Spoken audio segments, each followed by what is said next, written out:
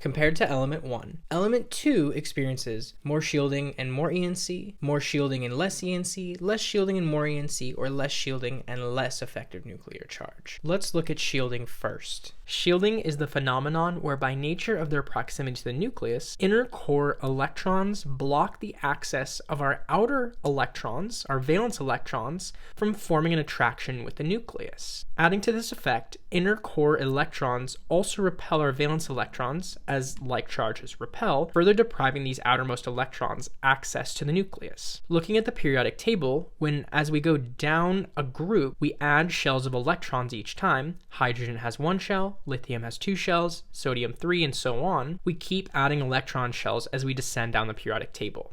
Unsurprisingly, the more rings of electrons we have, the more shielding that occurs, simply because there's more layers of electrons within to block the outermost shell from connecting with and forming a strong attraction with the nucleus. So more broadly speaking, shielding is low at the top and high at the bottom of the periodic table because of low numbers of shells and high numbers of shells respectively. So element 2 experiences more shielding than element 1 because it has an additional shell compared to 1. So we're going to cross out choices C and D. What about effective nuclear charge? ENC is a horizontally related factor, and we'll examine period 2 to really see how this plays out. So all of the elements in row 2, or period 2, have 2 shells of electrons, and each atom within the period has the same number of electrons and protons respectively. 3 and 3, 4 and 4, 5 and 5, all the way to 9 and 9. So even though we have the same ratio of electrons to protons all throughout the period, the nucleus is 3 times as positive, whereas each additional electron that's being added is to the same outer second shell. This means that fluorine's nucleus is going to be better, stronger in attracting its valence electrons closer to itself, and we call this phenomenon effective nuclear charge. F has high effective nuclear charge, Li has low effective nuclear charge.